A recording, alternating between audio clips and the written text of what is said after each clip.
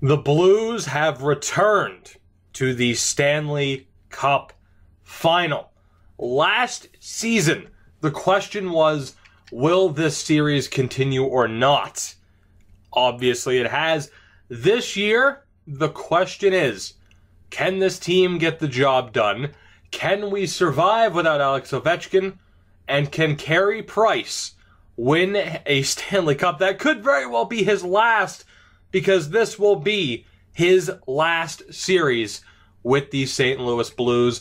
One way or another, Vitaly Fedorov will be the man next year, whether he's an 81, an 82, or even higher. Regardless, he will be our goalie next season.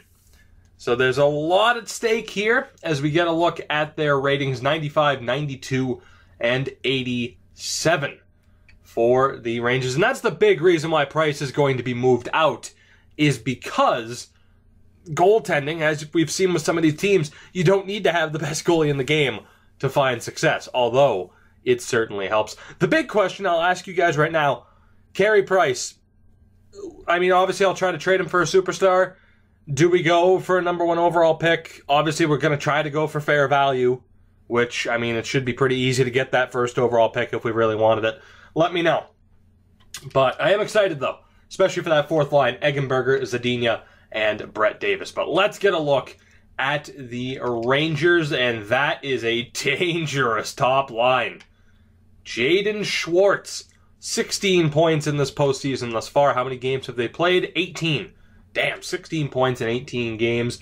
Nicholas Backstrom, the center, and Mitch Marner, an 89 overall, having himself a pretty fine postseason. Second line, Gustav Nyquist is with Jake Gensel and Nikolai Goldobin. Strong second line. Third line, Julien Gauthier is with Gabriel Velarde and Thomas Yurko. God damn, this team. This team, son of a bitch. That third line's incredible. The fourth line, more of a grinded-out line. Dwight King, Laurent Dauphin, although actually he is not the player who I thought he was. I don't know who I was thinking of instead of Dauphin. But 81 overall for him. He's having a really good postseason, actually 7 points for a fourth liner. And then Sebastian Aho on the fourth line. If it was up to me, I would probably have Velarde and Yurko on that second line, Goldobin on the fourth line, but hey, they've gotten to the final. So as we take a look at their defense, though, this could be, at least on paper, a potential weakness. Renat Valiev on the top pairing, 85 overall, with Julius Honka, 10 points this postseason as an 87. Second pairing is now the veteran 36-year-old Mike Green with Steven Santini, a New Jersey Devil at the moment, and Connor Hall is with Jacob Paquette. Right. Interesting. Very interesting. The goaltending is the big question. They have an 86 overall, 21st overall pick from the 2018 draft. He's a backup goalie, despite being 86 overall, medium elite potential, 23 years old. Devin Janik, a .921 save percentage. Eric Comrie, 85 overall, is the backup, so not a bad tandem at all. Michael Grabner and Alex Lintuniemi. I think I pronounced that properly. Holy shit. It's a miracle. Those are the two scratches. They have a good team. On paper, they're a bit weak defensively, but they've made it to the Stanley Cup Final for a reason. We're going to have a challenge on our hands, I am sure, but it is time. Game 1 on home ice, the Stanley Cup Final. Let's do this first period. And it's Gustav Nyquist with the lone goal. All right, so the Rangers strike first. Second period, can we tie this game up? No, we can't. Renat Valiev and Jake Gensel. And we're down 3-0. Holy shit. All right. Maybe a bit of a wake-up call for the Blues. We have a power play to start the third that we can't do anything with. All right. Damn. We are being shut down by Janik. And the New York Rangers are coasting to a victory in Game 1 in St. Louis. Tyson Jost ruins the shutout too little, too late, no doubt about that. The Rangers take game 1 by the score of 3-1. A 2-point night for Gustav Nyquist, Valiev with a goal, and Jake Gensel with a 2-point night. I do wonder plus minuses in that game. Oh boy, that fourth line got ripped apart. A -2 for all of them. Ole Ulevi, a -2. So was Liljegren. That fourth line got ripped apart. That is concerning in more ways than one. I might have to take a look at our options here. I know it's only one game, but that is rough. That is a rough way to go. Shit, let me take a look here. So, I mean, for Eggenberger, it's just the physical category. Man, that sucks. I had a lot of faith in them, but just like that, one game and a really poor performance, and I'm thinking of making a change. Marcus Davidson, pretty well-rounded. I think we're going to have to get him into the lineup. I think we're going to have to try here. Can anybody else... Can Eggenberger or Davis play center? No. How about Bellerive? No. Athanasiou can. We could drop him down to the fourth line. Let's make this quick change, because we're not going to waste too much time. A disappointing start in this series. Keller has 18 points. Let's see here.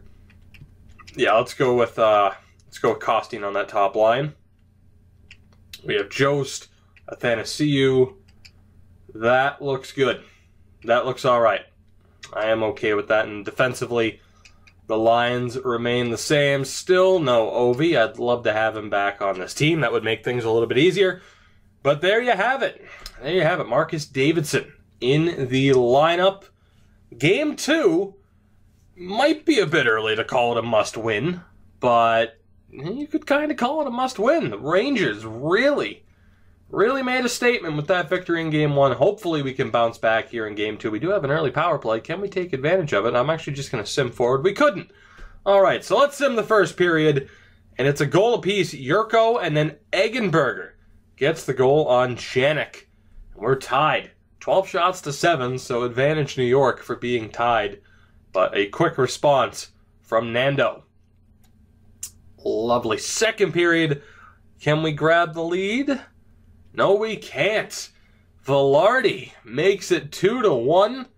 And through 5 periods, the Blues have yet to have a lead.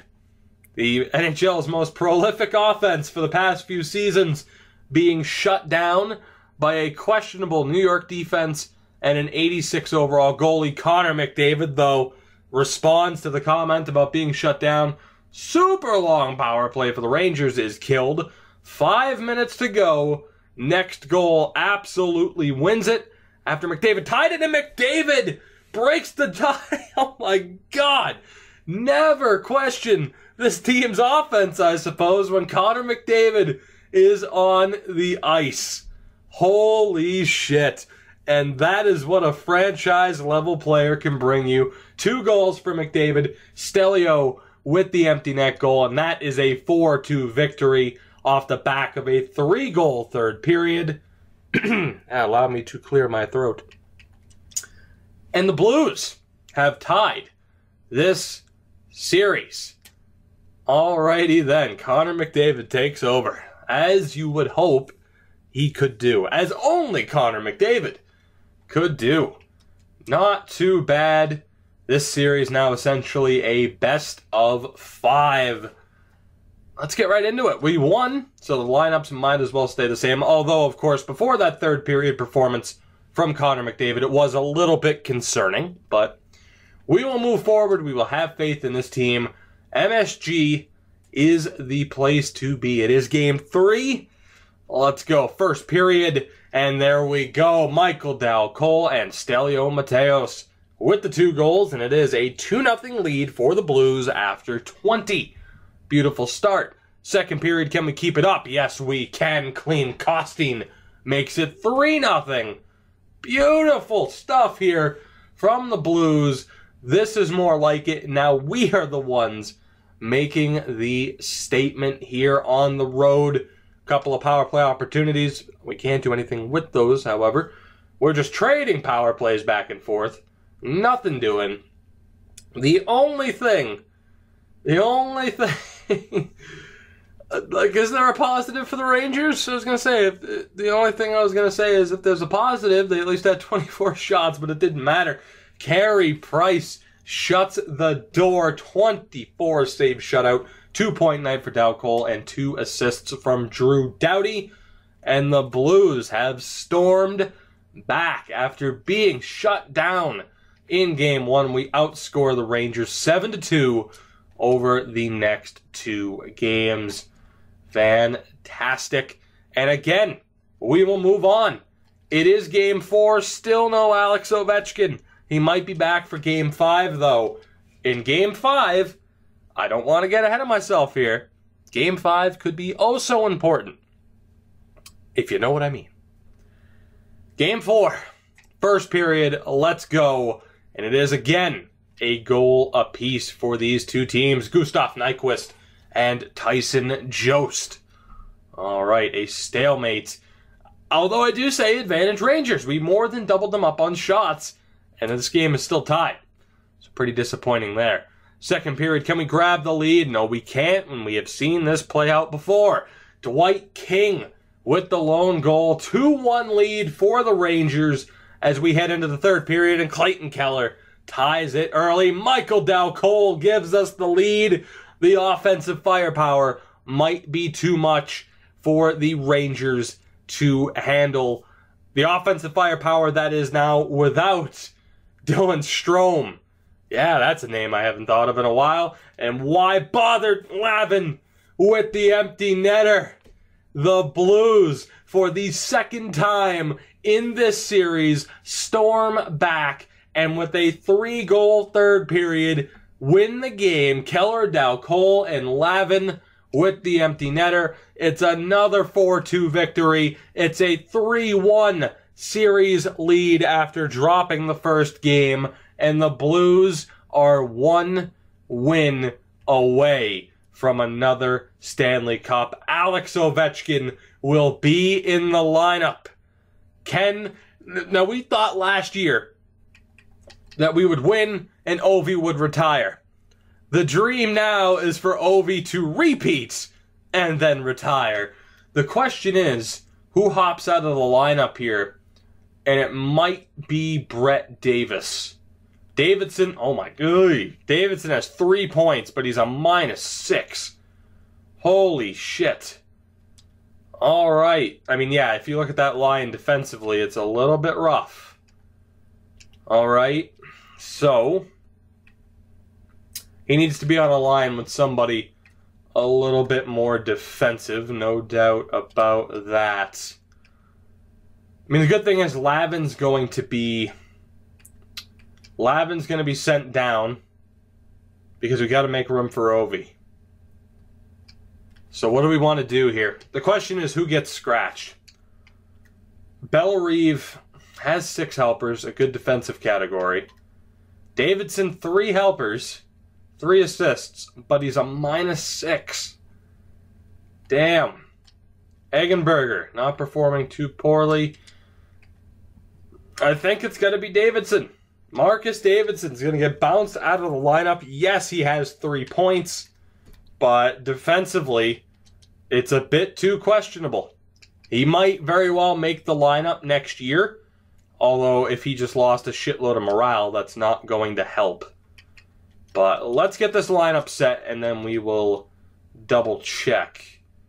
We are going to have to go with Athanasiou on that 4th line. So let's go with that setup right there. Defensively, we are fine. And Davidson only dropped to an 83. That's not too bad. Ovi is back in the lineup at 36 years old. As we head into Game 5 on home ice, what could be the final game of Ovi, of Alex Ovechkin's career, what could be the final game of Carey Price's career here in St. Louis. The cup is in the building. Let's see what happens. First period. And that is a statement from the Rangers. Mitch Marner and Jake Guentzel with the 2 goals. A 2-0 lead for the Rangers after the opening period. Second period, can we turn it around? Jesus, God almighty. I think Carey Price was a bit too eager to leave St. Louis. Holy shit. 5 straight goals. Marner, Guentzel, Schwartz, Backstrom, Nyquist. They chase Carey Price. Ovi gets a goal in his return, and then Backstrom makes it 6-1. And the Blues crumble under the pressure of the cup being in the building. Sergachev gets a goal back at 6-2. It would take a miracle. It would be the most insane comeback I have ever seen in a series. And as the clock keeps ticking, that's not going to happen. The Rangers live to see another day, and we have to make at least one more trip back, or we do it for a fact. It would be the last game at MSG this season. A 6-2 victory in Game 5. An extreme disappointment. A great night for the top line of the Rangers. Damn. Ovi was re-injured. That's what I was afraid of, guys. Ovi scored, but that is the risk you take when you play somebody that is recently back from injury. And this game gave us just no mercy at all. Ovi scores a goal, but he is injured. If we win the cup, he won't be on the ice for it, which is a damn shame. But I kind of expected that to happen, which is why, I mean, we could have held out. We could have held out and played him. He would have been healthy for Game 7 if it went that far. I mean, we had him for Game 5, and we lost. So our management of Alex Ovechkin might just cost us a cup. Because we have to go to MSG, and we have to win. It is Game 6. Will the Rangers force Game 7, or will the Blues continue their dominance? Let's find out. First period of Game 6, and there's the opening goal. Thankfully, it's for us, and it is Clayton Keller giving us the 1-0 lead. Doubled them up in shots. Only 5 shots in that first period for the Rangers. Right. Second period, can we hold on to the lead? We couldn't. Jake Guentzel scored early. Klim Kostin gets the goal. It's a 2-1 lead for the Blues. 20 minutes away if we can hold on. Let's go. Stelio Mateos makes it 3-1. Things are looking good. We've seen some crazy comebacks. Can Carey Price shut the door? Backstrom gets a goal. 3-2. Can we hold on? That is the question. I'm going to sim one more minute. It's down to 33 seconds. We're going to intervene. We are going to intervene. That might seal the cup. Or maybe I blow it and let up a goal and have to play it overtime. Who the hell knows? God damn it, we couldn't win one game sooner to have Ovi be on the ice. But let's see here. Can we hold on? Can we survive 37 seconds? We carry in with Dow Cole. Let's just get it low or not. That was meant to be around the back of the net.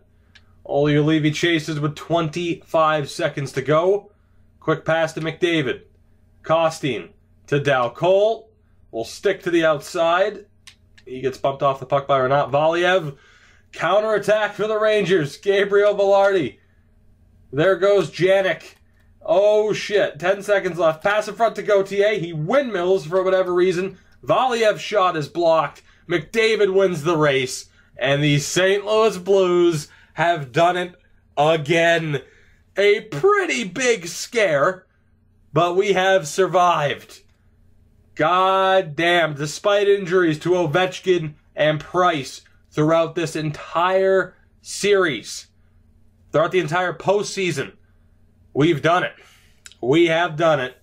And we are once again Stanley Cup champions, doing it in the world's most famous arena. Connor McDavid, your Conn Smythe winner. I can't imagine that award will change to anybody else once we get to the main menu. Who else could it really be? I mean, maybe Carey Price, who, aside from the 6-1 ass-kicking, was beyond elite throughout this postseason when healthy. But there you have it. Connor McDavid will raise the cup one more time. We didn't even draft him. It took some ridiculous trading to bring him to St. Louis. But what a decision that turned out to be. It is yet another cup for the Blues. Tyson Jost. We'll see what he can do in the next season. Obviously, we do have some big questions. Brady Shea gets a cup, which, what a debacle that was, figuring out the third pairing defenseman on that left-hand side. Obviously, we have questions moving forward. You know, certain contracts we have to figure out.